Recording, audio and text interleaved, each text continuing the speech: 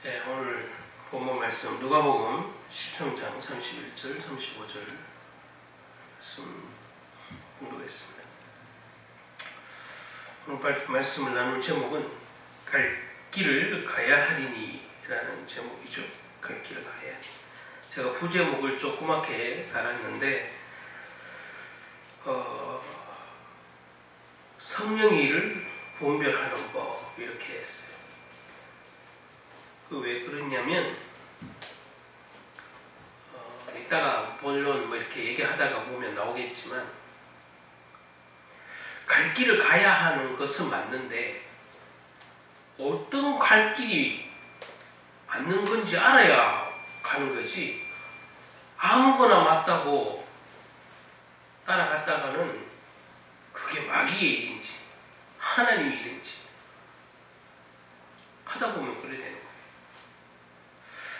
그래서 오늘은 예수님이 본인의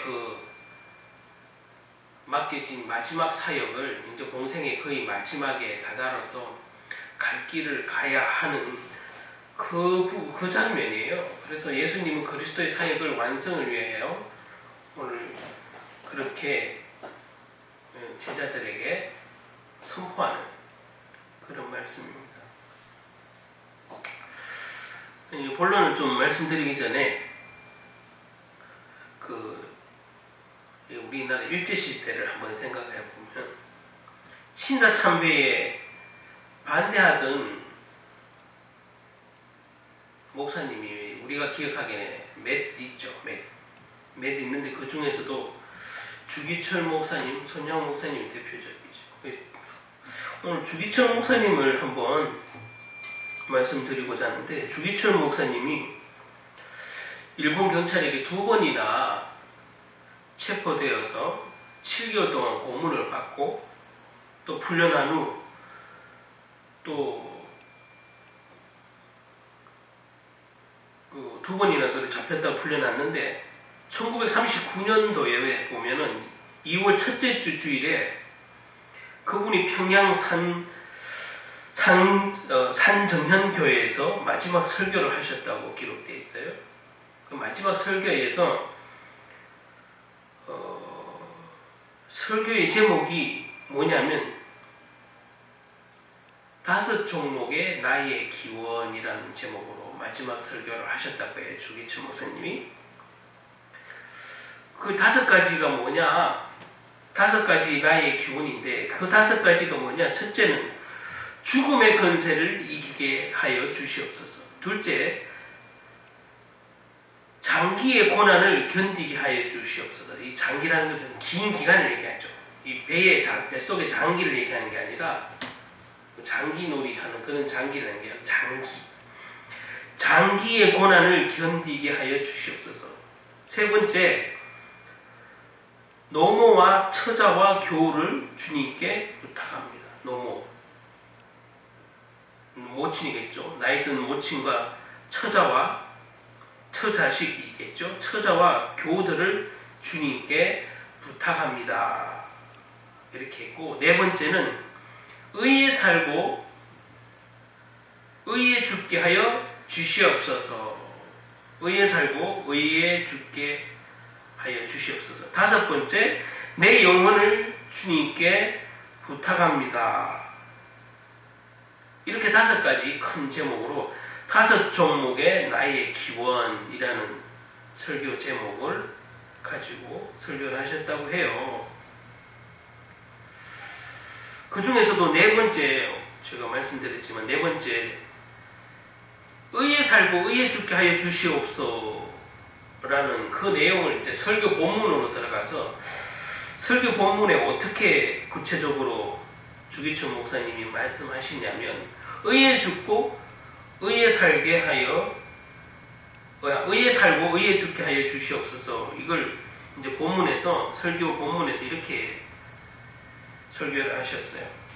내용 그대로 제가 가감 없이 일단 읽어드릴 테니까 한번 들어보세요. 사람이 이 땅에 태어나서 사람으로 마땅히 행해야 할 의가 있습니다.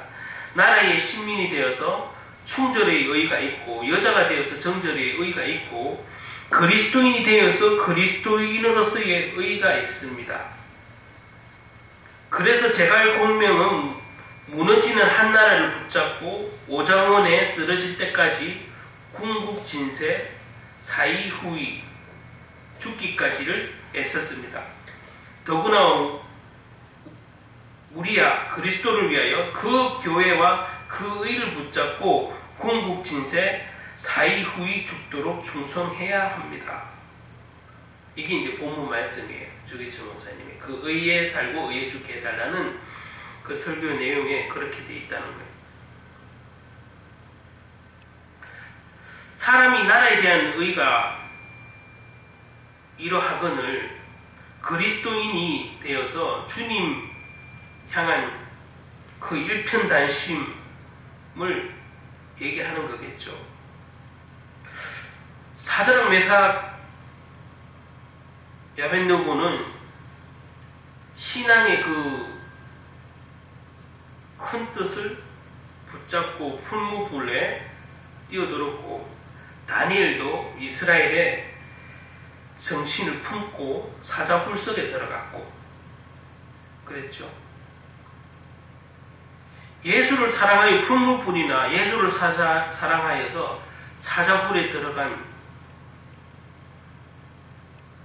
그 두 방금 인물을 소개했는데, 요지는 뭐겠어요? 그리스도인답게 사는 거잖아요. 그냥 그리스도인답게 살기 위해서 자기 목숨을 주님께 완전히 맡기고 사자굴도 들어가고 풀무불에도 들어간 거예요. 주기철 목사님도 자기를 죽길 각오하는 설교에서 이렇게 말한 거죠. 내 영혼을, 마지막에 제가 5번째 내 영혼을 주님께 부탁합니다.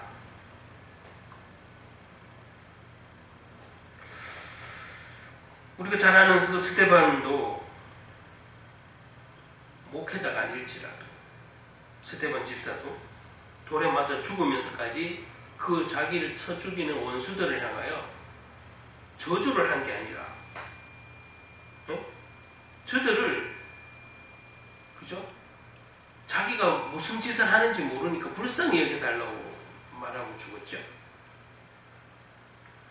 베드로도, 우리가 잘 아는 베드로도 예수님 공생애 때는 이랬다 저랬다 막 수도 없이 배반도 하고 흔들렸는데, 부활한 주님 이후에는 목숨 걸고 진짜 전도하고 바울처럼 전도했고, 심지어 죽을 때, 순교할 때 자기는, 주님은 매달려 죽었는데 자기는 그럴 자격이 안 된다고 일부러 십자가에 거꾸로 매달아 달라 해서 거꾸로 매달아서 베드로는 순교를 했다고 해요.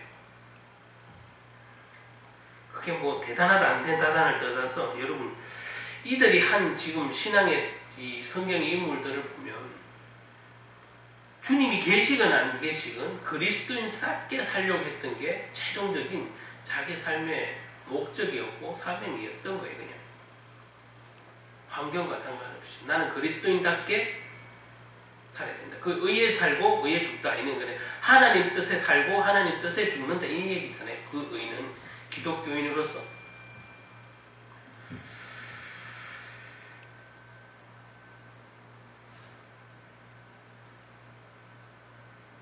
참 뭐 방금 주기철 목사님이 잠깐 소개를 했지만 성경 인물들이 다 그랬어요.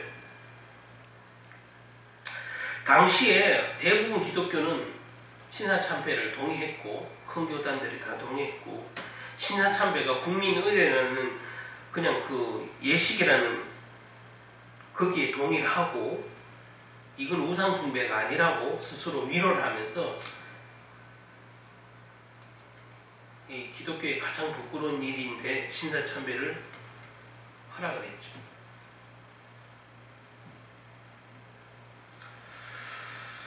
그래서 이제 국민의례라고 생각을 하고 신사참배를 한 기독교인들은 목숨은 살았죠.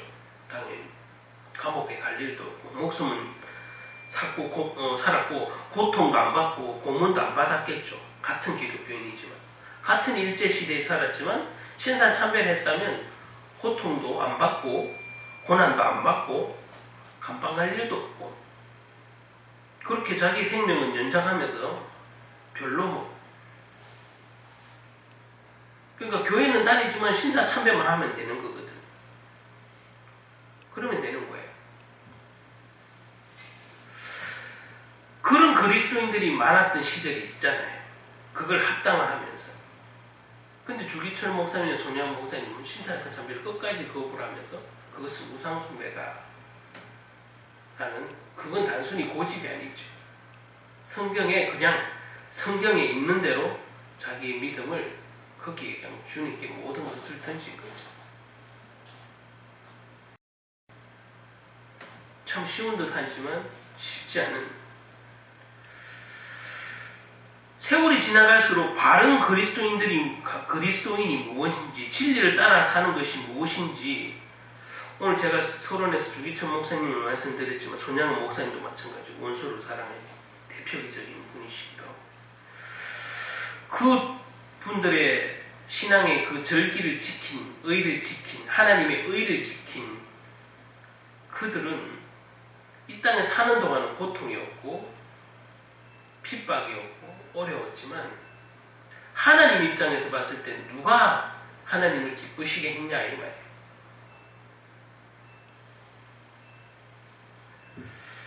또한 우리에게도 그분 대단한 분이구나, 대단한 목사님이구나 아니라 그게 우리의 신앙이 되어야 되는데 참 부끄럽습니다.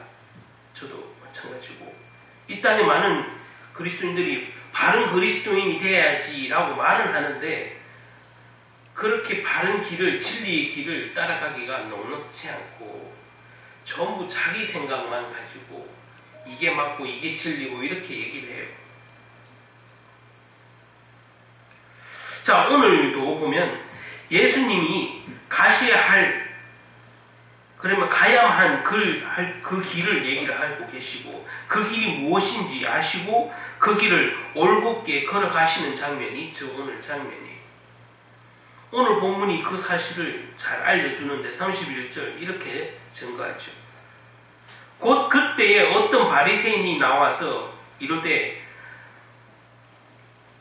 나가서 여기를 떠나소서, 헤롯이 당신을 죽이고자 하나이다. 자, 어떤 바리새인이니까, 아니 예수님을 핍박하던 바리새인인데 대부분 이 자는 예수님을 도와, 쉽게 말하면 지금 헤롯 왕이 당신을 찾아서 죽이려고 하니까 예수님 얼른 피하시오, 이런, 그것도 지금 바리새인이, 어떤 바리새인이, 그러니까 예수님께 무슨 분명히 어떤 말씀을 듣고 은혜는 입은 자겠죠. 그래서 예수님을 피하라고 하는 거예요, 쉽게 말하면. 헤롯 왕이 당신을 잡아서 죽이려고 하니 예수님 얼른 피하세요, 이렇게 어떤 바리새인이 지금 이렇게 얘기하는 거예요. 오늘 본문 보기 전에 우리 앞선 주일날 설교 계속 해오면서 하나님 나라가 어떤 것인지 얘기를 쭉 해왔죠. 하나님 나라가 채소밭에 심겨진 겨자씨와 같고 하늘과 같아서 보잘것이 없게 보이고 아주 가치 없게 보이고 또 가루 섬 안에 부풀 위에서 넣는 누룩과 같다. 천국은, 하나님 나라는. 이런 설명을 제가 지난주 쭉 해오면서 오늘 그 뒷부분에 나오는 구절이잖아요. 이 얘기가. 그래서 천국은, 하나님 나라는 그 누룩과 같고 겨자씨와 같고 미미하게 보여서 아무도 찾는 자도 없고 적다. 이제 그런 하나님 나라에 대해서 얘기를 했잖아요.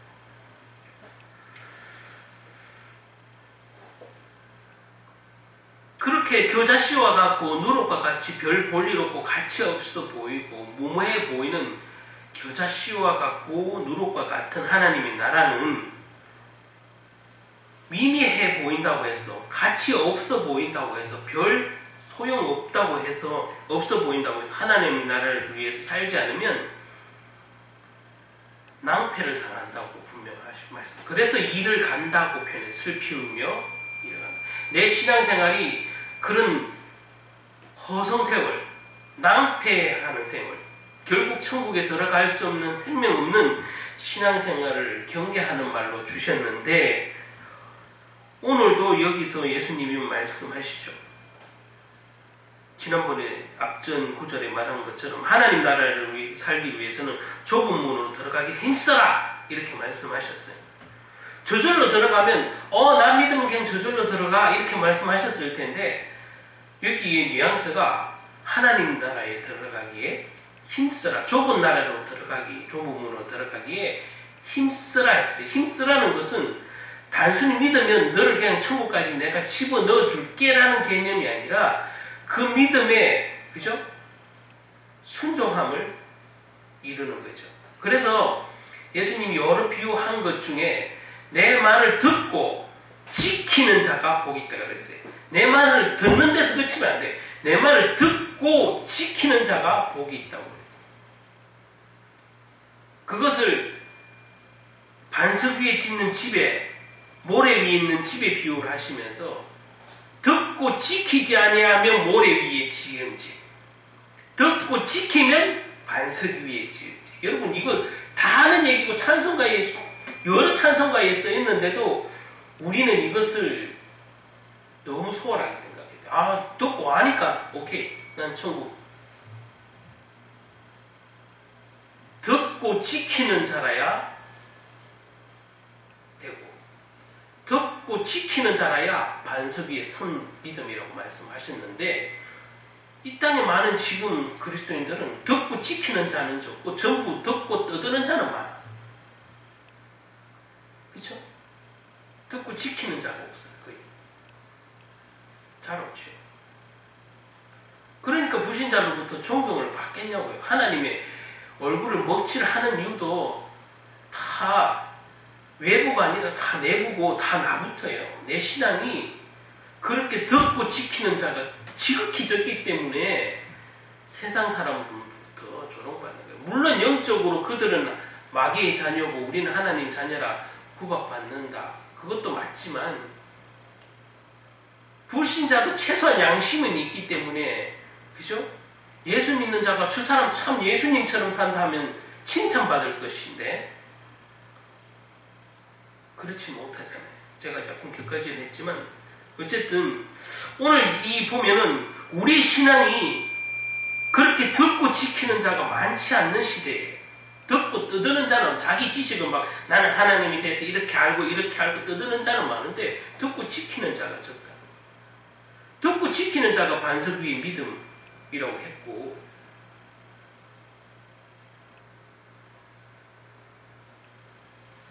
분명히 우리는 아는데 안 되는 거예요. 이게 사단의 노림수예요. 이것이 종교생활이에요. 듣고 떠드는 거는 그냥 종교생활이에요.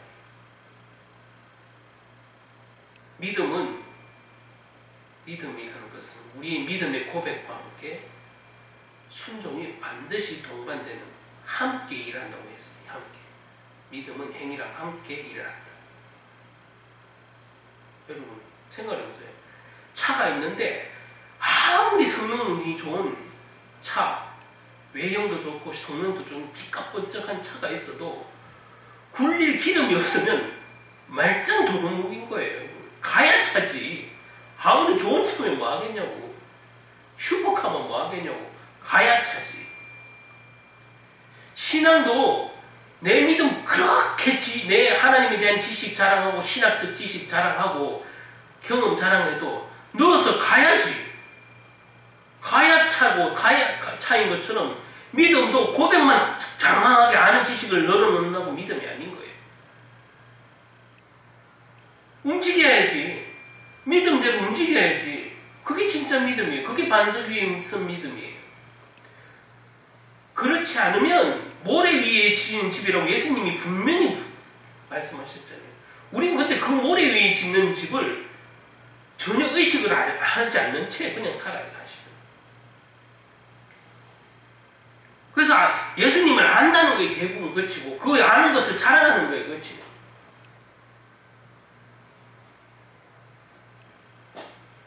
예수님은 그걸 경계했기 때문에 반석 위에 짓는 집, 모래 위에 있는 집을 얘기하는 거예요. 그래서 그 뒤에 나오는 거예요. 나더러 주여 주여 하는 자마다 못 들어간다는 얘기를 하는 거예요. 내 아버지 뜻대로 행하는 자라야 들어간다 냈잖아요, 분명히. 여러분 이 두 비유만 들어도 여러분 신앙을 항상 점검할 수 있어요. 내가 자꾸 빗딱하게 나가고 내가 아는 척을 하고 자랑만 하고 있는 거지. 믿음의 행위가 함께 동반되는 건지. 내 아버지 뜻대로 행하는 자라야 천국에 들어간다 했어요. 뜻을 아는 수준 갖고 안 돼. 여러분 하나님 뜻을 알아줘. 하나님 뜻이라고 주장하는 사역자들 많아요.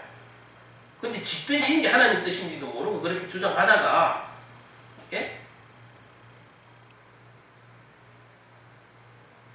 제가 오늘 여기 소제목으로 성령의 일을 분별하는 법이라고 대놓은 것은 갈 길을 마땅히 가야 하고 올곧게 가는 것 중요한데 오늘 이건 예수님 얘기예요. 근데 예수님 얘기 말고 제가 우리 일반적인 얘기를 제가 말씀드리는 건데 성도가 되게 착각하는 부분을 제가 오늘 경계하고 싶어서 권면드리고 싶어서 드려요. 하나님 뜻 수도 없이 얘기를 해요. 목사님들도 얘기하고 사역자들 얘기하고 성도 스스로도 나는 하나님 뜻을 구한다. 하나님 뜻이 과연 어떤 뜻인지를 정확하게 알아야 돼요. 그게 하나님 뜻에 합당한 길인지를 알아야 되는 건데 난 갈 길 가야지. 좋죠, 갈 길 가는 건. 근데 그게 하나님 뜻에 합당한 길인지 안 합당한 길인지 분별을 해야 될까요? 오늘 이따 조금 설명하기라고. 자, 오늘 지금 어떤 바리새인이 예수님 보고 지금 헤롯 왕이 당신을 잡아 죽이려고 하니 빨리 피하라고 예수님을 에게 말했어요. 근데 성경이 이제 일단 제가 신학적인 좀 상식으로 성경에서 나오는 헤롯은 대부분 헤롯 안티파스라는 왕을 가리켜요. 신약 성경에 헤롯이라고 거론되는 그 왕의 이름은 정확하게 뒤에 이름까지 헤롯 안티파스예요. 그 왕이에요. 탄생하신 아기 예수님을 죽이려고 했던 그 헤롯은 헤롯 대왕의 아들이에요. 그러니까 자기 아버지 이름 성을 다 따잖아요. 그런 것처럼 헤롯이라는 명칭이 쓴다니까. 그래서 오늘 여기에서 나오는 이 바리새인이 예수님께 호감을 갖고 있었는지, 아까도 말한 예수님께 그냥 긍정적인 호감을 갖고 있었는 건지, 아니면 예수님의 설교를 듣고 은혜를 받아서 이분이 그리스도인가 하고 지금 확신을 가지고 예수님을 피하게 하려고 좋은 의도로 예수님께 말씀을 드렸는지는 정확하게 알 수 없어요.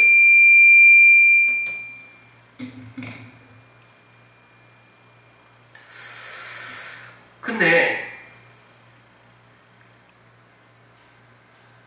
두 가지 가능성이 다 있죠. 호감을 갖고 있었든지 예수님의 말씀을 듣고 은혜를 입었든지 두 가지 가능성을 갖고 있는데 이 바리새인이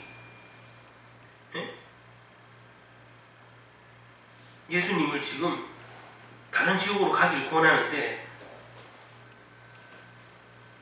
당시 바리새인들은 말이죠. 헤롯 왕을 아주 싫어했어요. 헤롯은 본래 유대인도 아니었고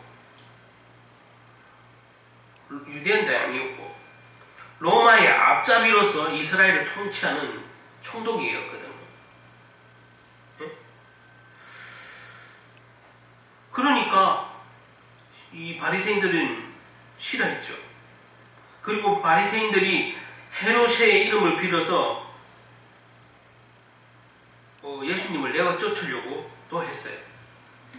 근데 오늘 이 어떤 바리새인은 도대체 어떤 의도로 예수님을 피신하라고 했는지는 정확하게 알 수 없어요. 그런데 어쨌든 고마운 일이잖아요. 고마운 일이에요.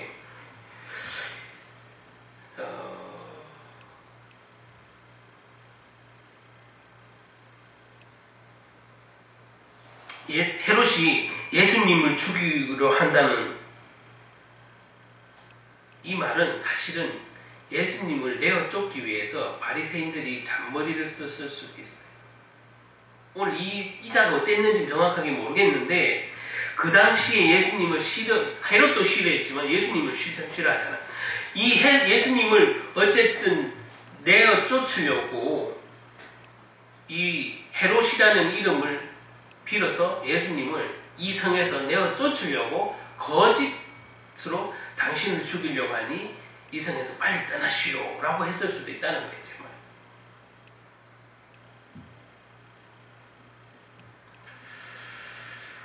누가복음 9장 9절에 보면 이렇게 헤롯 왕의 반응을 한번 들여다보면 헤롯 왕이 이렇게 말했어요. 헤롯 왕이 이르되 요한은 내가 목을 베었거늘 이제 이런 일이 들리니 이 사람이 누군가 하여 그를 보고자 하더라. 누가복음 9장 9절. 자, 이게 헤롯 왕의 반응이에요. 심정이에요. 요한을 죽였어요. 요한을 죽였어요. 세례 요한을 죽였다고. 내가 요한의 목을 베었거늘 이제 이런 일이 들리니 이 사람이 누군가 하여 그를 보고자. 이 사람은 누구예요? 예수님이에요. 이 사람이 예수님을 보고 싶어 했던 거예요. 누군가 하여. 사람들이 막 무리가 생기고 세례 요한이 따라다녔던 제자로 따라다녔던 그 사람을 도대체 누군가 하여 보고 됐어요. 세례 요한은 죽였는데. 그래서 헤롯 왕은 자신이 그 죽인 세례 요한을 환생한 것으로 생각했어요. 처음에. 자기가 죽인 그 세례 요한이 환생해서 오지 않았나 이렇게 생각했어요. 그래서 도대체 그 사람이 어떤 사람인지 궁금했었고 예수님을 보기 원했다고 하는 표현이 되어 있어요. 보기 원했어요. 그렇기 때문에 예수님을 죽이려고 한다는 말은 사실이 아닌 걸로 보여요.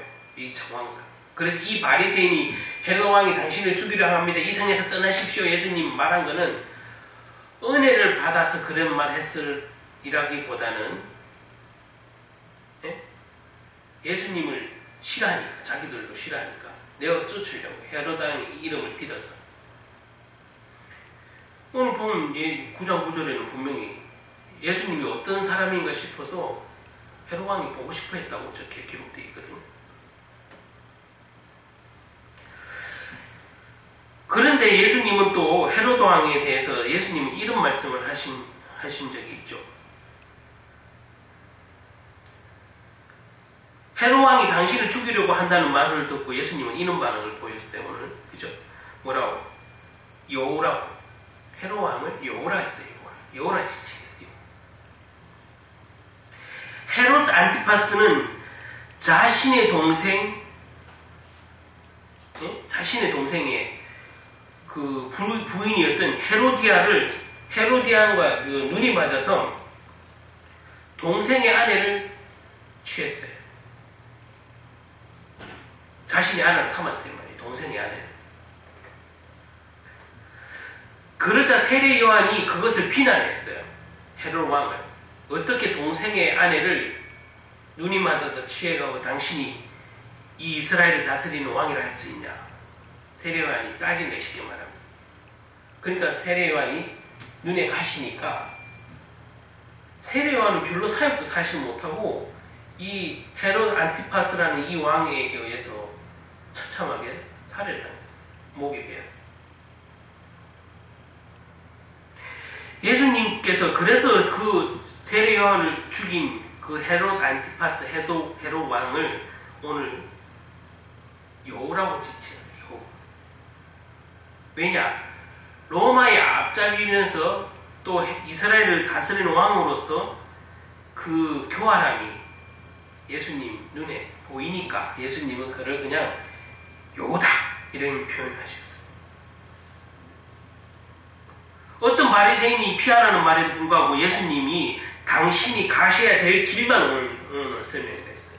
그런 얘기는 안 듣고 그냥 피하십시오라고 하니까 그게 거짓말이든 진실이든 그 얘기는 안 듣고 오늘 예수님은 나는 갈 길을 가야 하리니 이게 공생의 마지막이에요. 그죠? 공생의 마지막이에요. 가장 핵심인 십자가를 지어야 될 일만 남은 거예요. 그래서 피하란 말이 눈에 안 들어와요. 귀에 안 들어와요. 그래서 32절, 33절에 방금 말씀드렸지만 이르시되 너희는 가서 저 여우에게 이르되 여우 방금 헤롯 왕이라고 했죠. 저 여우에게 이르되 오늘과 내일은 내가 귀신을 내어 쫓아내며 병을 고치다가 제3일에는 완전하여지리라. 여기까지 읽으면, 자, 그 헤롯 왕에 가서 뭐라고 말하라고? 오늘과 내일은 내가 귀신을 내어 쫓으며 병을 고치다가.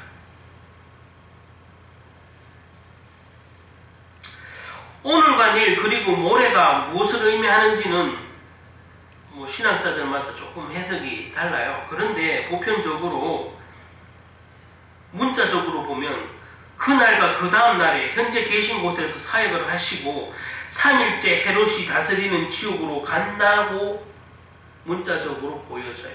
문자적으로 볼 때. 그러니까 오늘 내 여기서 사역할 일은 그대로 하고 내가 3일째 되는 날 헤롯이 사는 그 지옥으로 갈게. 이런 얘기도 되는 거예요.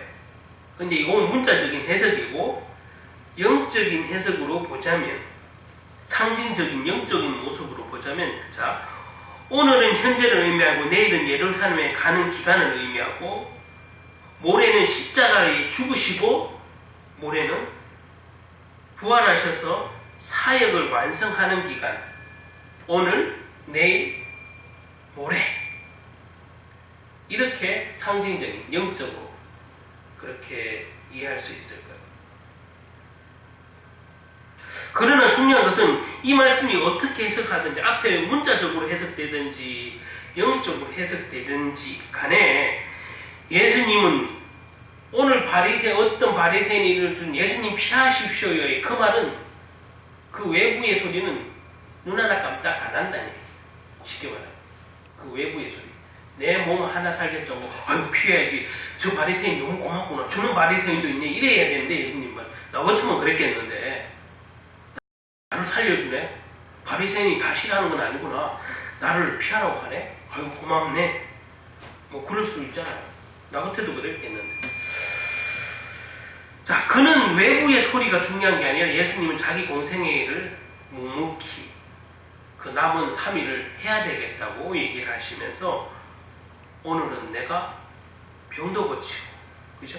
할 일을 해야 되겠다.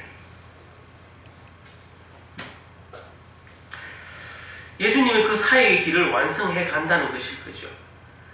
예수님은 바리새인으로 대변되는 그 종교 권력을 가진 사람의 공작이 있을지라도 뭐 아까 그 쉽게 말하면 예수님을 이 예루살렘 성에 쫓아내기 위해서 거짓 소문을 가지고 그 예수님을 그냥 위하는 척하면서 쫓아내는 그런 공작일지라도 아니면 헤롯으로 대변되는 정치 권력을 가진 사람의 음모일지라도 예수님은 그 십자가의 사역을 죽으심까지 부활하심까지 하셔야 되기 때문에 내가 그 길을 가야 하겠다. 굳게 가야 하겠다. 그 바리새인에게 난 네 얘기 그렇게 들리지 않아. 네 얘기가 그렇게 고맙지 않아. 왜? 나는 내 할 일을 하고 갈 길을 가겠다. 얘기하십니다.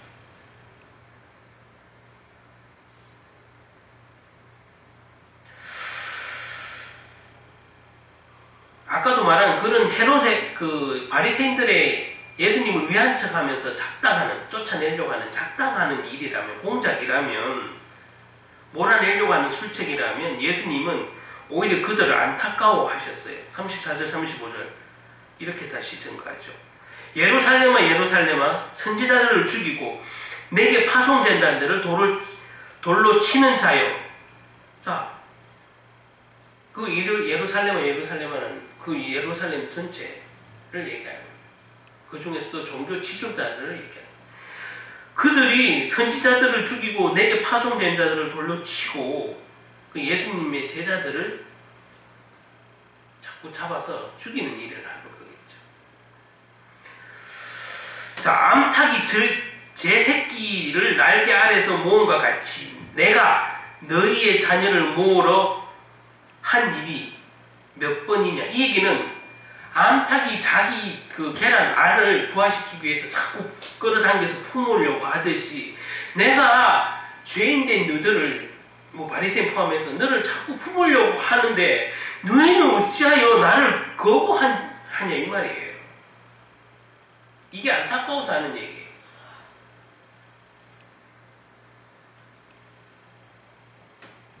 너희가 원하지 아니하였도다 이렇게 말씀하셨어요. 너희가. 나는 너희를 자꾸 품으려고 하는데 너희가 나를 원하지 아니하였도다. 보라 너희 집이 황폐하여 버림받으리라. 자, 안타까우니까 예수님 얼마나 강력하게 표현해. 나는 품으려고 했는데 너희가 계속 원하지 않으면 너희 집은 황폐하게 되리라 얘기하시죠. 근데 이게 실제 일어나잖아요. 끝까지 해결 안 하니까. 예수님은 결국 십자가에 매달고 예수님을 저주하고 예수님 저주할 때 그 바리새인들이 뭐라고 했어요? 이 죄를 우리 후대에게 돌리라고 했잖아요. 그 후대에게 돌리라 한 대로 진짜 되었잖아요. 이스라엘이 천년이 넘게 전 세계를 떠돌아다니게 됐잖아요. 예수님이 십자가를 못 박은 그 바리새인들이 종교 지도자들이 혹시 내 당신이 진짜 그리스도이라면 그 죄를 우리에게 돌려라 이랬잖아요.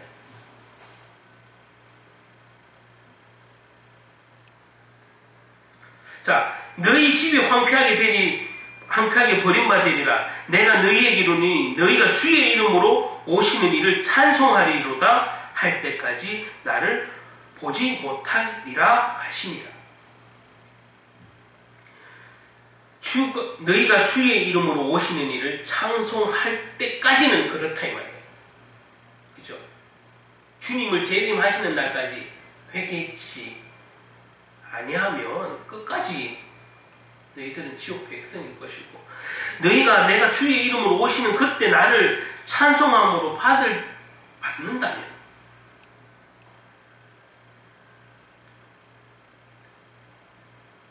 이 회개를 촉구하는 건데 강력하게 촉구하는 거죠. 이스라엘 백성은 예수님을 박해하고 죽이려고 했는데 예수님께서는 그들을 품으시고자 하는 말씀이 오늘도 여기서 드러나죠. 그리고 그들이 머지않아 당하게 될 멸망을 미리 멸망을 말씀하시면서 그렇게 되지 않기를 다시 강조하는 거죠. 이게 가슴 아파하는 거죠. 우리나라 과거랑 좀 비교를 해볼게요. 오늘 이 상황을. 1905년에 을사늑약이 체결되고 사흘 뒤에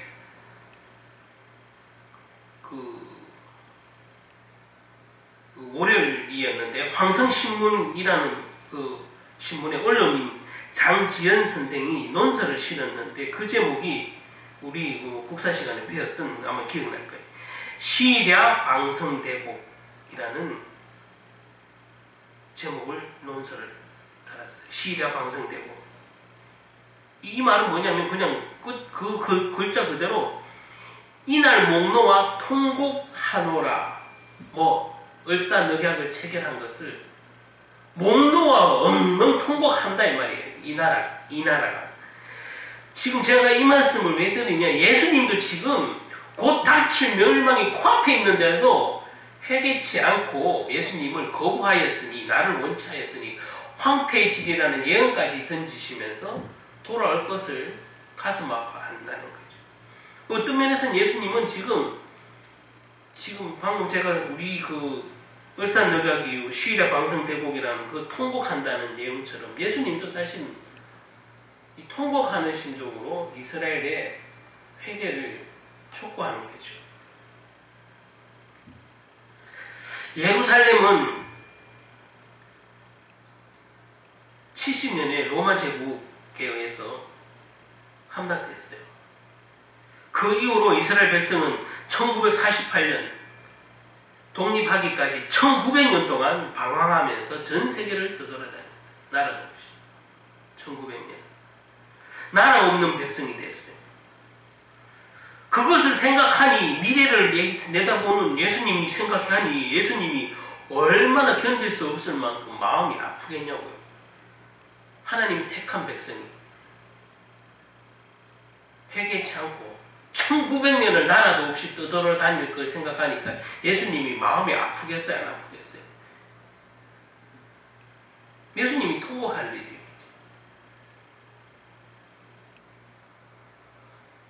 자, 예수님께서 가셔야 할 길을 가셨던 것처럼 가야 할 길을 걸었던 또 다른 대표적인 사람은 우리가 잘 아는 신약의 사도 바울이 있죠.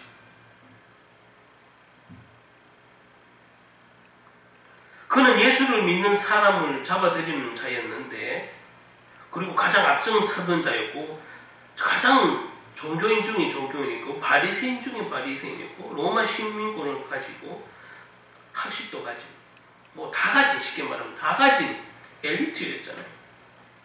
그리고 하나님 나라를 위해서 자기는 열심히 예수 믿는 자를 잡아넣었어요. 하나님 나라를 위해서.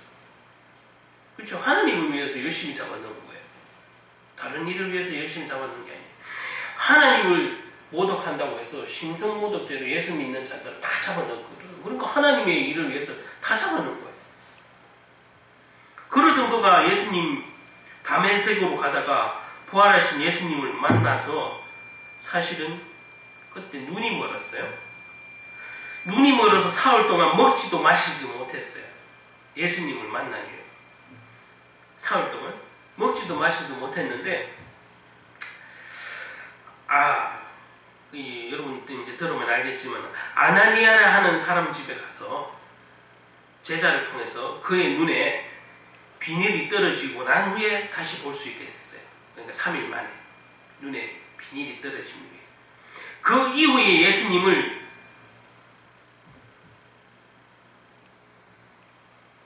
믿는 사람을 잡아넣던 삶에서 그 3일 사이에 체험을 통해서 하루아침에 이제 3일 만에 완전한 거듭난 사람에 대해서 이제 목숨 걸고 예수를 전하는 사람으로 바뀌죠. 그 3일의 기간이 있었어요. 눈이 멀었거든.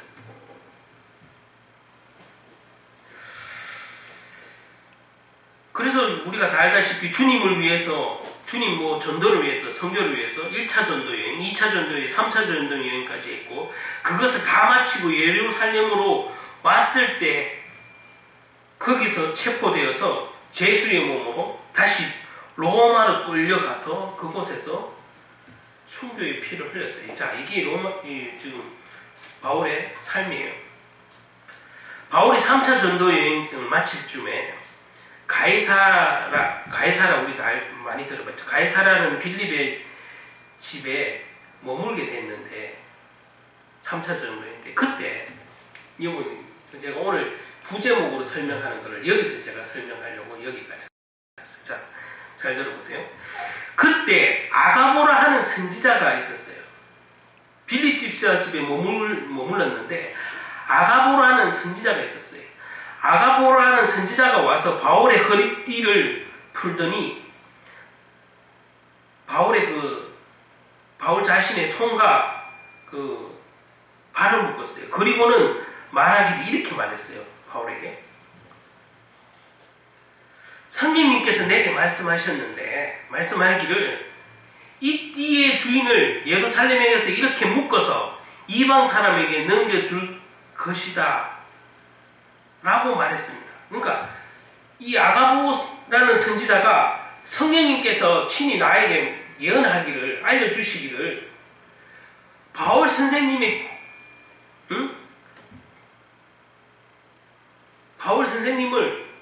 저 로마에 못 가게 하라고 내가 꿈을 꿨다게 쉽게 말하면 예언을 받았다게 성령을. 그리고 바울 선생님이 로마에 절대 가면 안 됩니다. 그 얘기를 하는 거예요. 이 묶었다는 얘기는 로마 가지 말란 얘기야. 죽음이 기다리고 있는데 뻔한데 왜 갑니까? 당신을 잡으려고 하는데 뻔한데 왜 합니까? 왜 그 길을 들어가려고 하는 겁니까? 그러니까 성령이 내게 친히 가르쳐 주시기를 당신을 그 로마에 보내지 말라고 하십니다. 그 얘기예요. 이 아가보 선지자가 성령께서 내게 말해주기를 그렇게 했으니까 나는 성령의 일을 말한 거잖아요. 그렇지 않아요? 성령이 내게 알려주셨고 바울을 로마에 보내지 말라고 한다. 이렇게 지금 바울에게 얘기를 했어요. 그 말의 의미는 방금 말한 대로 바울 사도는 예루살렘으로 가면 죽습니다. 아니면 로마로 가면 죽습니다. 이 얘기를 하는 거잖아요. 만약에 제가 바울과 같은 처지였고 그는 성령께서 친히 알려줬다는 예언을 들었으면 나 같으면 틀림없이 아마 이렇게 말했을 거예요. 저 같아도. 하마터면 정말 큰일 날 뻔했네요. 아이고 선지자님 감사합니다. 제가 예루살렘으로 가면 죽게 되는군요. 아니면 로마로 가면 죽게 되는군요. 야, 하나님이 알려주셨으니까 선지자의 말씀을 제가 듣겠습니다. 제가. 그게 성령이 알려주셨다니까. 얼마나 확실하겠습니까? 나 같아도 그랬겠어.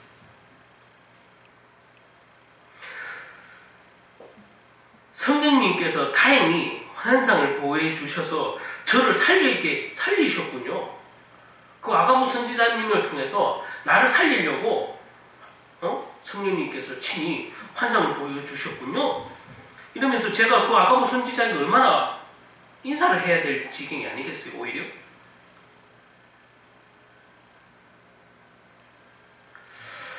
근데 아가보의 예언을 들었던 사람들도 똑같이 사도 바울을 걱정했어요. 그러니까 성도고 예수 믿는 자니까 사도 바울이 예루살렘으로 가는 것을 만류한 거예요. 아가보 선지자의 그 예언도 있고 그걸 들으니 그 말이 맞지 그래. 상황을 보니까 맞아. 당신은 지금 예루살렘에 가면 잡혀서 다시 로마로 끌려가서 죽게 될 거야. 그 얘기를 하는 거지. 그러니까 당신은 예루살렘에 가면 안 돼. 다른 성도도 다 그 선지자의 말이 맞다고 얘기해. 근데 이 상황에서 그때 사도 바울은 당신이 고맙습니다 라고 얘기를 하는 게 아니라 예수님처럼 똑같이 나도 갈 길을 가야 하니 이렇게 선포하는 거예요. 뭐라고 하냐면 사도 바울은 예루살렘 행을 고집했어요. 그 이유가 무엇이겠습니까? 한번 보면 사도 바울을 향한 성령님의 뜻이었어요. 예루살렘으로 가는 것이. 사도 바울은 이전에 이렇게 고백한 적이 있어요. 사도행전 20장 22절에 24절에 보면 보라 나는 이제 성령에 매여 예루살렘으로 가는데 거기서 무슨 일을 당할지 알지 못하노라. 오직 성령이 각성에 내게 증언하여 결박과 환난이 나를 기다린다 하시나. 결박과 환난이 나를 기다린다고 하시나 내가 달려갈 길 주 예수께 받은 사명 곧 하나님의 은혜의 복음을 증언하는 일을 마치려 하면은 나의 생명을 조금도 귀한 것으로 여기지 아니하노라. 이렇게 말한 적이 있어. 성령이 나에게 그렇게 말씀하셨다 이게. 예루살렘에 와서 내가 환난과 고난을 당할 건데 그럼에도 불구하고 나는 주 예수께 받은 사명 곧 하나님의 은혜의 복음을 전하기 위해 예루살렘으로 간다. 이것이 성령이 나에게 한 얘기다. 이렇게 선포한 적이 있다고.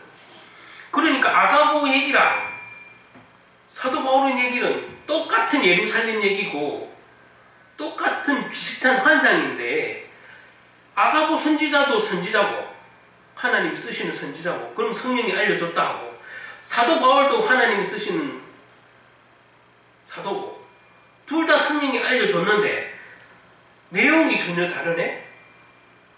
상황은 똑같고 예루살렘으로 가는 상황은 똑같은데 사도 바울은 죽음이 기다리고 있고 환난이 기다리고 있지만 가야 된다고 성령이 내게 알려줬다고 하고 나는 그것을 위해 달려간다고 얘기를 했고 이 아가보 선지자는 절대 예루살렘을 가면 안 된다고 성령이 알려줬다고 주장을 했다고.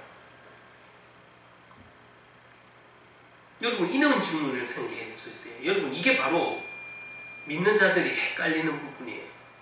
다 각자 나는 성령 받았다고 해요.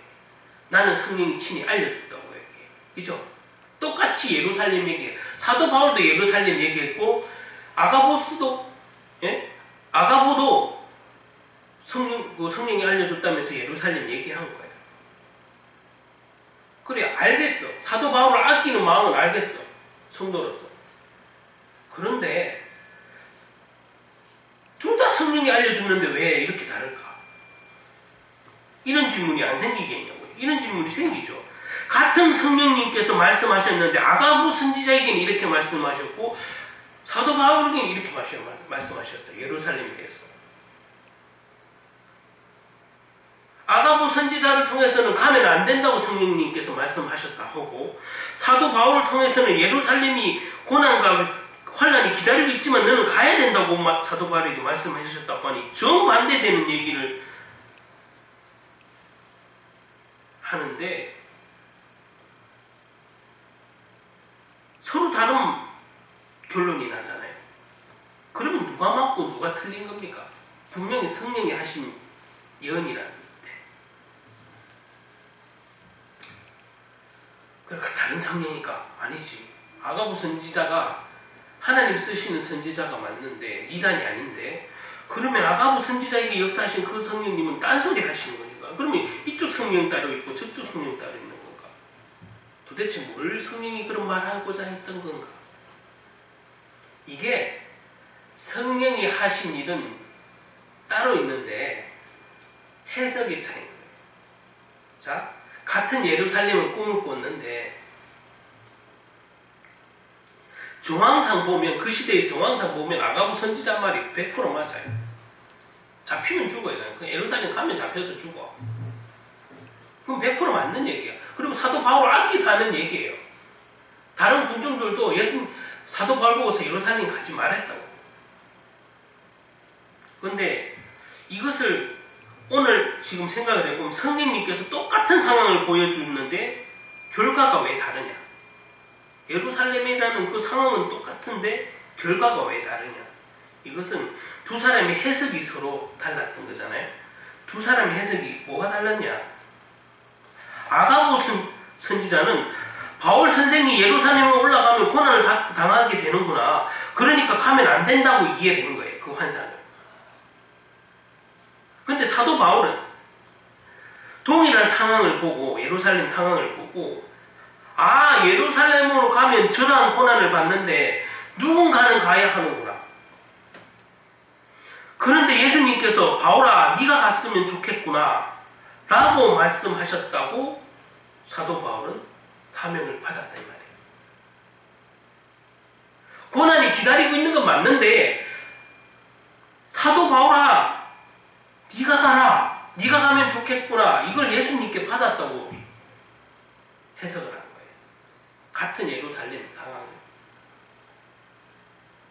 여러분, 예루살렘이라는 상황은 똑같은데 사람의 관점이 다른 거죠. 하나는 잡히면 죽겠다는 얘기를 하는 것이고, 하나는 잡혀서 죽더라도 나는 하나님이 나를 거기 가라 하신다는 사명으로 받아들였다. 이 얘기가 중요한 거예요. 오늘날에 그런 일이 많아요. 비일비재. 이게 사실 헷갈려요. 예수님은 주님의 길을, 십자가의 길을 가셨고 사도들은 사도의 길을 갔어요. 세상을 살아갈수록, 사실은 우리 믿는 자들도 살아갈수록, 나이 한 살씩 더 먹어갈수록 자꾸 세속적인 가치를 가지게 되고, 교회를 다녀도 세속적인 가치가 자꾸 늘어나고, 자기 경험을 자꾸 얘기를 하고, 아니면 타협하고, 이런 게 생기잖아요. 그래서 좀 더 쉬운 길, 좀 더 내게 유익한 길을 택하는 거예요. 신앙도. 이 신앙생활 하는 것 자체도. 그리고 좀 더 편한 길 찾아요. 그것이 또 우리 본능이에요. 근데 사단은 그 본능을 이용한다니까. 신앙 안에서도. 우리들에게 가정도 있고, 일터도 있고, 학교도 있고, 삶의 자리, 뭐 다양하게 있잖아요.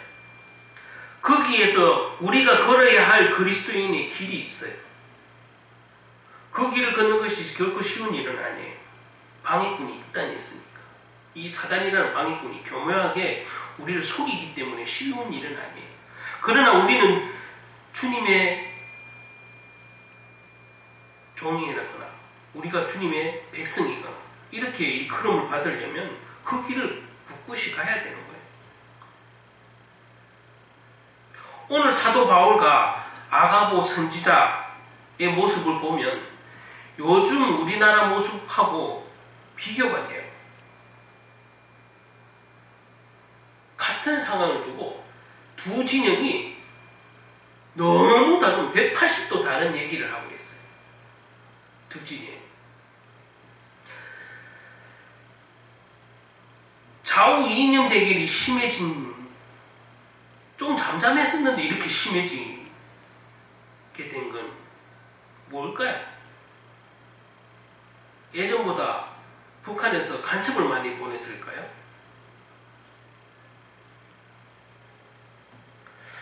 왜 2년 되면 좀 갑자기 좀 조용한 것 같은데 이렇게 심해졌을까? 심지어 기독교인들이 아주 나서서 기독교인들조차 좌우로 나눠서 지금 서로 적대감을 막 불태우고 있고, 내 의견과 다르면 뭐 원수 삼는 걸 넘어서 격하게 저주까지 서로를 퍼붓잖아요. 저런 인간들은 이 대한민국에서 싹 쓸어버려야 된다고 서로 주장하는 거예요. 그게 좌든 우든 내 주장과 다르면 그들은 다 나름대로 있어요. 좌측이든 우측이든 다 나름대로 있어요. 이유 있고, 또 각자 좌측이든 우측이든 나라를 위한다고 해요. 보수도 애국한다고 생각을 하고 진보도 애국한다고 생각을 하는 거예요. 나라를 바로 세우기 위해서. 다 나라 바로 세우기 위해. 보수도 나라 바로 세우려고 한다 그러고 진보도 나라를 적폐를 청산해서 나라를 바로 세운다. 자, 뭐 저는 정치 얘기를 안 하는데 오늘 이 분별에 대해서 얘기를 하다 보니 제가 이 얘기를 하는 거예요.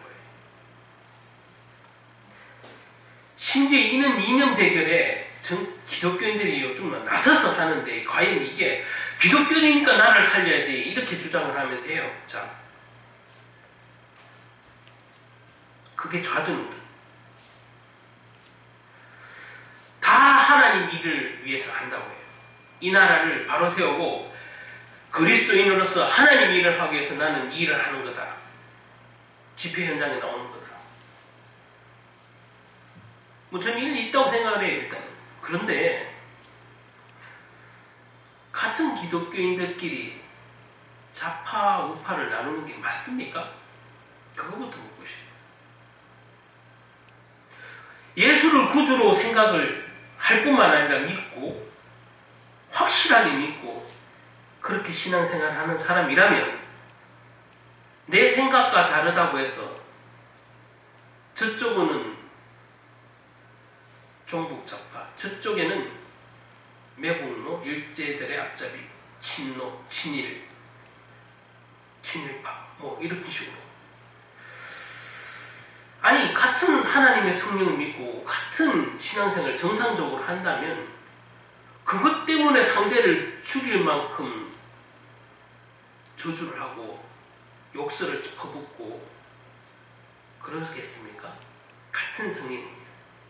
자, 오늘 사도 바울도 같은 성령의 심지어 예언까지 들었는데 한쪽에는 목숨을 내걸고라도 예루살렘으로 가고자 하는 눈으로 본 사도 바울이 있는 반면에 같은 상황을 보고 아가보 선지자처럼 예루살렘으로 가면 죽으니 가지 말라고 하는 사람도 있어요. 그것도 하나님이 성령이 알려줬다고 했어요. 여러분, 지금 대한민국에 일어나는 일도 다 하나님 일을 한다고 해요. 그 사람들도. 근데 왜 전혀 다른 주장만 반복할까요, 여러분? 네. 나 아니면 다 틀렸다고 얘기하는 건, 여러분, 이거는 성령의 일이 아니라 마귀의 일이에요. 나 아니면 다 틀렸다 얘기 자체는. 내 생각과 다르면 다 빨갱이다, 이것도 마귀의 일이고, 내 생각과 다르면 다 친일파다, 매국노다 이렇게 생각하는 것도 마귀의 일이에요. 그게 성령의 일이 절대 그럴 수가 없는 거예요.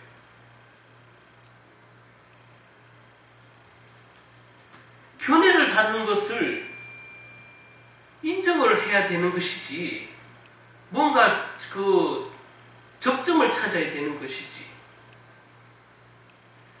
그 하물며 저는 그 정치 어떤 사안을 얘기하는 게 아니에요. 우리가 예전에 교동문 읽었죠. 하나님을 안다 하면서 사랑 안에 거하지 않으면 그 안에 사랑은, 하나님의 사랑은 그 사람 안에 없다고 분명히 성경에서 가르치고 있어요. 자, 나랑 이 이념이 달라요. 자, 이념이 다른 것을 그렇게 적대감을 가지고 상대방을 죽어야 될 존재로 생각하는 것이, 그것이 하나님의 사랑 안에 거하는 자겠습니까? 어느 목사님은 이런 얘기를 했어요. 저는 일리 있는 얘기인데, 자, 제가 어느 목사님은 그 집회 현장에서 이 최근에 뉴스도 나왔지만, 아니 적이 쳐들어오는데 하나님은 사랑이시라고 해서 아이고 적들 보고 어서 오십시오라고 하면 그건 미친 짓이다 이렇게 말씀하신 어느 목사님이 계셔요. 예, 그 말 맞아요. 전쟁이 일어났는데 적군이 나타났는데 나는 예수를 믿으니까 하나님의 사람이니까 적군 보고 어서 오시옵소서 이러면서 나를 죽이든지 살리든지 알아서 하시오 이러면은 그 사람은 미친 거라고 얘기했는데, 예, 그 말 맞아요. 그 말 맞는데 그 집회 현장에서 할 소리는 아니었어요. 왜? 나랑 다른 생각을 가신 좌측이든 우측이든 그 사람들의 생각이 적입니까? 죽어야 될 생각의 대상이냐고요. 그 목사님 표현대로 죽여야 될, 전쟁이 일어났는데 죽여야 될 대상이냐고요. 나랑 생각이 다른 사람들이야. 그거는 전쟁을 치르는 그런 상황이 있을 때 합당한 얘기예요. 이거는 그런 전쟁하고 다른 거예요.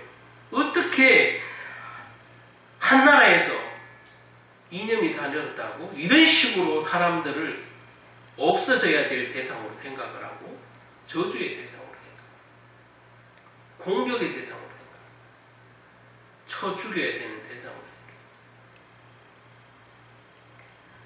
그것이 주님의 사랑 안에 있는 자들입니까? 자, 방금 읽은 본문 말씀처럼 상황의 해석의 차이와 관점의 차이라는 게 있어요. 심지어 성령께서 보내주신 환상도 해석이 다르니 결과도 다른 점이 오늘 보이죠.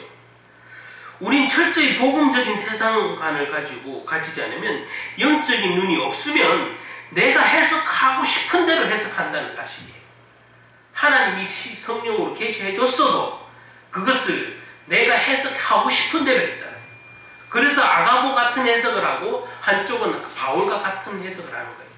성령이 알려준 거는 한 상황이지만 해석하고 싶은 대로 했다 이 말이에요.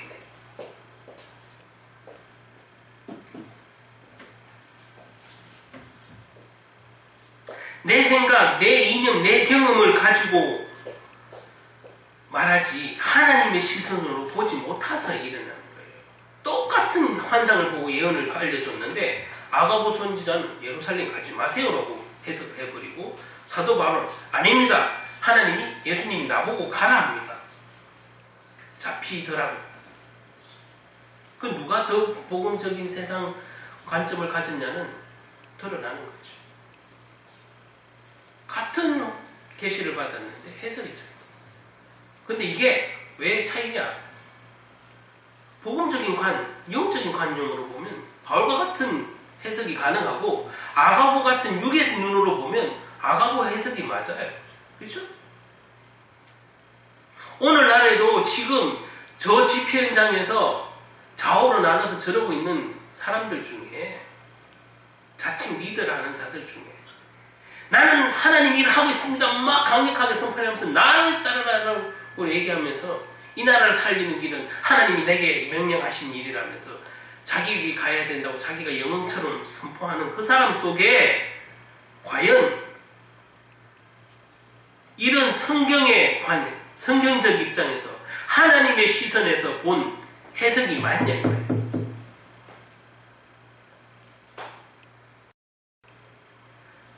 아가보 같은 해석을 하고 그 하나님 일이라고 그것 쫓아가서 그렇게 있지 않냐 이 말이에요. 바울과 같은 해석을 해야 되지 않겠습니까?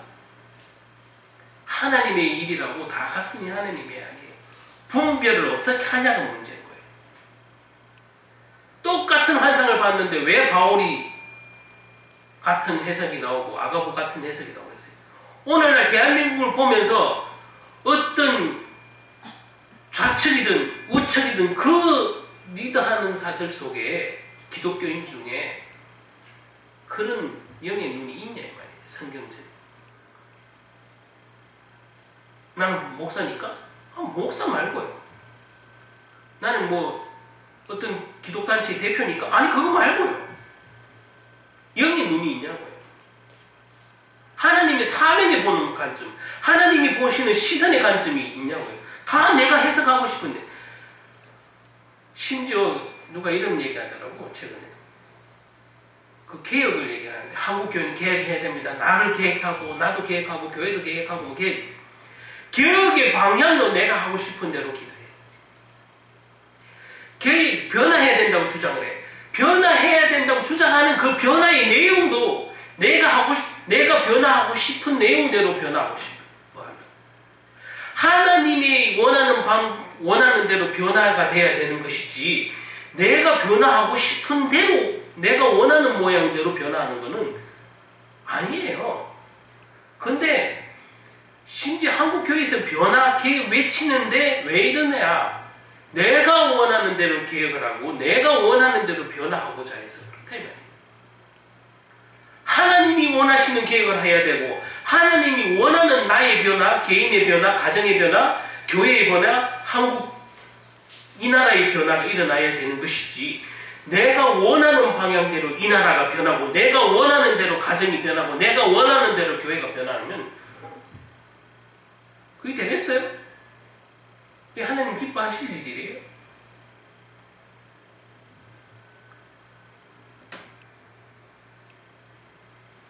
이 나라를 살리는 길은 각자 주장을 할 수 있대요. 그런데 정말로 두려운 것은 상대를 죽일 대상으로 본다는 게 문제예요. 없어져야 될 대상, 싸워서 쳐 죽여야 될 대상, 진짜 전쟁터에 나오는 그런 적군 취급을 한다는 게 문제예요. 오늘 정치를 얘기를 안 하려고 하다가 이렇게 분별 없는 세대에 분별 없이 따라다니는 기독교인들이 있어서 제가 말씀드려요.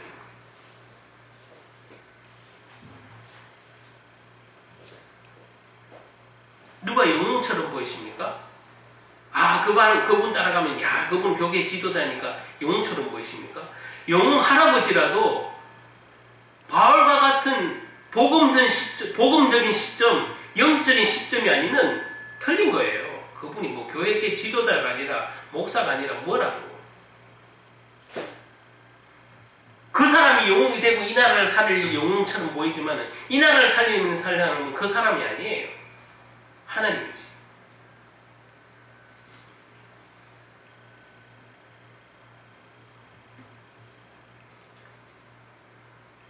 제가 한마디 정리해볼게요. 느헤미야가, 이 시대는 왜 느헤미야 같은, 경시돈 집안 느헤미야 같은 강력하게 리더십을 발휘하면서도 느헤미야 같은 이 나라를 위해서, 민족을 위해서 기도하는 영적인 리더자나 성도들이 없습니까? 다들 그걸 뭐 이렇게 촉구하거나 회개하는 그런 설교나 그런 집회에서 이렇게 하는 발언들을 봤습니다. 여러분, 느헤미야 한번 제가 짧게 한번 얘기를 할게요. 느헤미야가요, 자기를 이스라엘 백성을 괴롭히던 로마의 식민지가 돼갖고 함께 이방이라고 막 섞였잖아요. 사마리아. 그래서 남유다 사람들은 그래서 사마리아인들을 싫어한다고 그랬잖아요. 제가 다른 설교할 때도 그렇죠. 원수예요. 그죠? 남유다 지방의 사람들을 봤을 때는 북이스라엘 사마리아인들은 이방인과 똑같고 원수예요. 피가 섞였다 이거예요. 그리고 암몬 족속과 함께 아주 적대하는 관계였거든요. 근데 이 느헤미야가요 말이죠. 이 예루살렘에 들어가서 성을 회복하고 이 이스라엘 백성을 살리고 싶어하는 그 간절한 민족에 관한 간절한 마음을 품고 기도를 했는데 자기는 힘이 없잖아. 그리고 자기는 신하잖아. 이방 나라의 신하잖아. 자기 나라는 살리고 싶고 힘이 없잖아. 그래서 자기를 갈 수 있게끔 해달라고 하나님께 기도를 했는데 그 이방의 나라의 왕이 마음을 하나님께서 감동을 주셔서 돌이켜서 그래 가라 했어요. 그리고 병사까지 줬어. 그래서 갔어. 그래서 느헤미야 생각에는 내가 이렇게 하면 회복될 줄 알고 나름 부푼 꿈을 안고 갔더니 예루살렘에 도착해보니 그 상황은 생각보다 더 심각했고 이미 황폐해졌고 피폐해졌어요. 해고 불능한 것 같은 느낌이 드는 거예요. 그리고 이미 오만 그 이방신의 문화에 그렇게 회복이 불가능한 것처럼 됐어요. 그리고 아까도 말한 가장 남유다 사람들이 생각하는 실은 적대시하고 멀리하는 사람 북이스라엘 그 사마리아인들과 아몬 사람들이 이 느헤미야가 예루살렘 성을 회복하려고 왔다는 소문을 듣고 방해를 해. 방해를 하는데 자기에게 적이잖아. 그 당시로 보면 적이에요. 사마리아인들과 이 아몬 족속들은 적이야. 그 자기를 예루살렘 성을 회복하려고 왔다는 소문을 듣고 해방을 하는데 그걸 듣고도 이 느헤미야는 그들을 죽여 주시옵소서 이렇게 얘기하는 게 아니에요. 기도를 바꿨어요. 그거 18만 5천 명을 동원해서 하나님 18만 5천 명을 없애는 것처럼 주위의 천사들이 하룻밤 사이에 저를 다 면해 주십시오 이렇게 하지 않았어요. 느헤미야가 무슨 기도를 했느냐?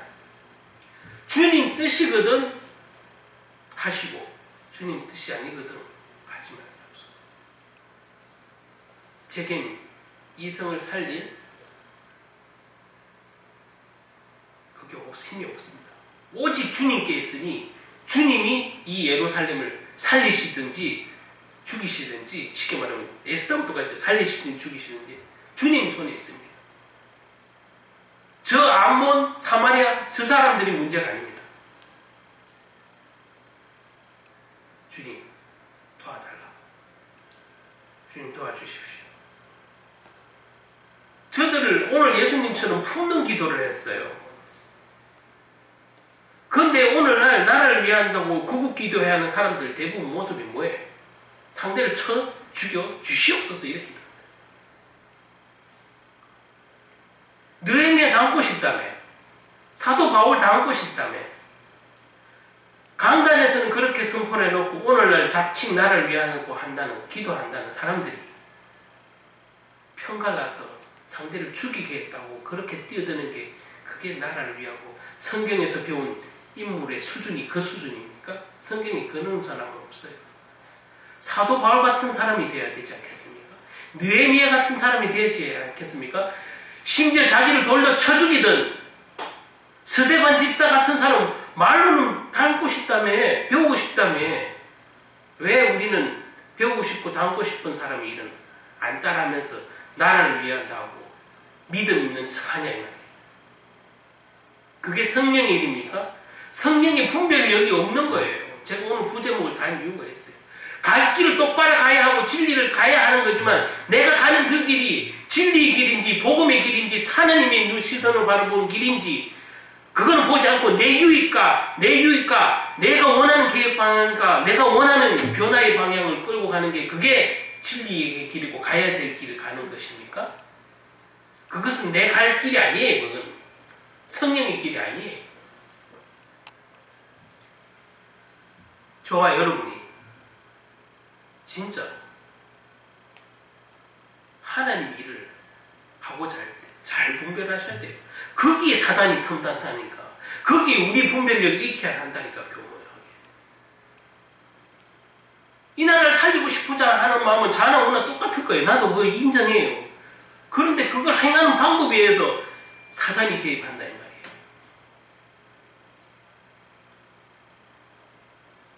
여러분 오늘 사도 바울을 살리고자 하는 저 어떤 바리새인 얘기 맞지 않겠습니까? 그렇죠? 아니 예수님을 살리고자 하는 그리고 아까도 방금 설명한 그 사도 바울을 살리고자 하는 그 선지자 얘기가 맞지 않겠습니까? 예수님을 살리고자 하는 그 바리새인 얘기 들으면 어떤 면에서 맞아요. 맞다니까. 근데 그게 바른 길이 아니에요. 맞지만 바른 길이 아닌 것이에요. 왜? 하나님의 시선을 보면 바른 길이 아니거든요. 사람의 눈으로 보면 바른 길이 맞는데 하나님의 시선을 보면 바른 길 아니에요. 예수님이 피해, 아이고, 나 또 동생이 조금 더 살아야 되는데 예수님이 그래 피해봤잖아요. 예수님은 처음부터 끝까지 나는 십자가에 지어야 왔다고 얘기를 했고, 끝까지 자기를 피하라고 하는 이 얘기에도 흔들림 없이 하나님께 부여받은 그 그리스도의 일을 하겠다고 선포해요. 이게 하나님의 시선이에요. 예수님이 만약에 인간적인 시선, 나는 피해야 되겠다는 시선을 가졌다면 예수님도 피해야지. 저와 여러분이 과연 하나님 일을 하는 사람인가? 하나님 일. 자,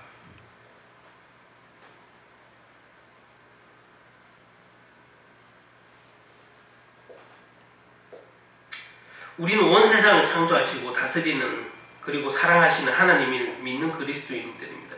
그리스도인들은 사람의 눈으로 뿐만 아니라 물론 현실을 봐야 되는 것도 필요하죠. 그러나 하나님의 눈으로 세상을 보아야만 한다는 사실이죠.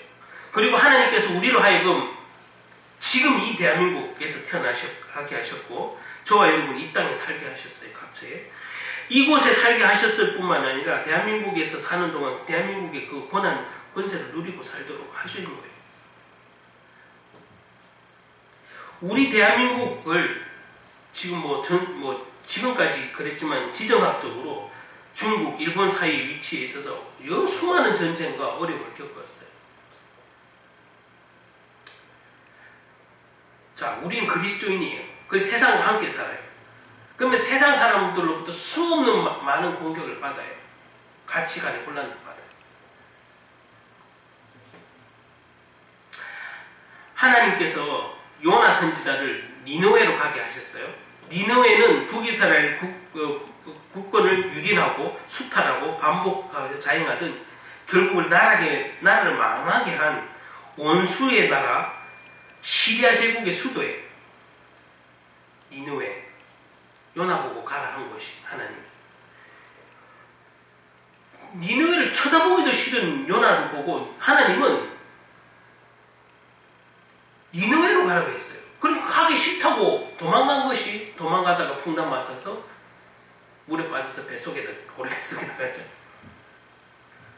자기 생각에는 니느웨는 쳐다보고 있어요. 원수 나라인데 거기를 왜 가라고 해요? 하나님 이건 하나님 뜻이 아닐 거야 하고 도망간 거예요. 이게 사람의 눈이에요. 요나 같은 사람이 지금 이 시대에도 너무 많다는 거예요. 그런 믿음 없을 때의 요나 같은.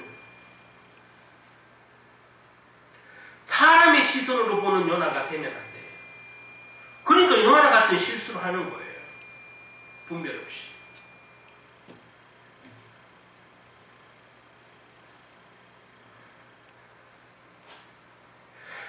그래서 말이죠. 같은 이스라엘 땅에 살아도 유대인들, 그러니까 남유다 쪽은 북이스라엘을 저주했잖아요. 그래서 예수님이 사마리아 들어갔다는 그 자체는 완전히 원수 집안의 죄인 중에 죄인이고 원수들 집에 예수님이 그 사마리아에 갔다는 건 예수님은 아무리 좋은 일을 했어도 선한 선지자의 일을 했어도 쳐죽일 대상일 거예요. 그걸 쳐다보지도 않고 가지도 않아야 될 그곳을 감히 예수님이 갔다는 것은 신성모독인 거지. 그들의 생각은. 있을 수 없는 이방인보다 더 경멸하던 그곳이 북이스라엘이고 동족 간의 갈등을 고조시켰어요. 사실은. 하지만 하나님께서 요나 선지자에게 니느웨에는 좌우 분별을 하지 못하는 12만 명이 있다면서 요나를 설득했어요. 하나님. 그러니까 요나가 보지 못한 것을 친히 알려줬어요. 네가 보지 못하는 그것이 있는데 니느웨에는 좌우를 분별 못하는 12만 명이 있다 이 말이에요.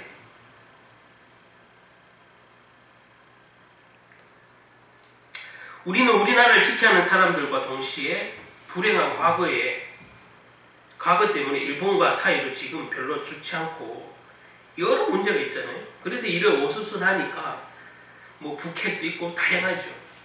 진짜 기도해야 될 때는 맞는데 과연 우리가 어떤 기독교인에서 이 나라를 위해서 기도하고 위정자들을 정치인들을 위해서 기도해야 되겠냐. 그거는 이념 대결이 아니라는 얘기예요.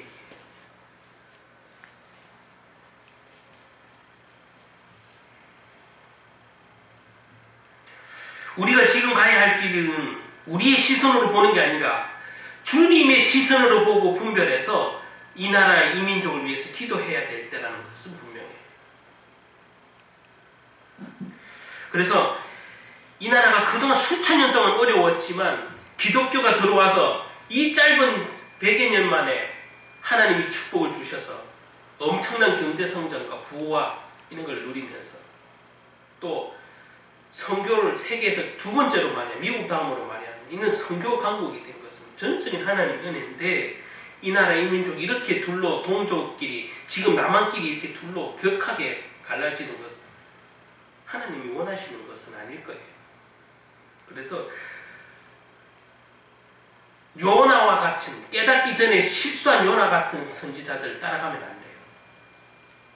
그것이 영웅이고 이 나라를 살릴 길이라고 따라가는 추종자가 개중에는 있는데 정신을 바짝 차려야 돼요. 따라갈까 말까 중간에 있는 사람도 있을 거예요. 여러분 그게 좌우 개념이 아니라는 사실. 우리는 하나님의 백성이면 하나님의 시선에서 봐야 돼요. 하나님이 이 나라를 이 민족을 어떻게 사용하시기에 대한 소망을 걸어야 되고 기도해야 돼요. 기도하겠습니다. 하나님 오늘 말씀을 통해서 하나님의 자녀가 우리의 걸어가야 될 길을 바로 걸어갈 수 있도록 일깨워 주셔서 감사합니다. 우리는 우리가 걸어야 할 바른 길이 대부분 잘 알고 있다고 생각합니다. 그러나 그 길은 내 유익과 내 필요에 따라 내 변화하고 싶은 대로 변화하는 길이고 내가 생각하기에 바른 길이지 주님이 생각한 바른 길은 아닐 수도 있고 그럴 때가 더 많습니다. 주님 이런 어리석은 믿음 없는 육의 눈을 가진 분별 없는 저희들을 용서하시고 회개해서 오직 하나님의 백성들은 하나님의 일만 생각하고 육의 일은 버리는 그런 믿음의 일꾼들이 대한민국에 많아져서 이 나라 이 민족을 살리는 정말 후대들이 되게 도와주시고 이기심으로 가득하고 교만으로 가득하고 세상 유익을 따라 쫓는 이는 기독교인들을 우리가 분별하고 또 회개하고 반성해서 그 길을 따라가지 않고 오직 믿음의 선진자를 했던 바울과 같은 예수님과 같은 다니엘과 같은 니느웨와 같은 그런 믿음의 선진을 따라갈 수 있는 참된 그리스도인들이 되게 도와주시옵소서. 아멘.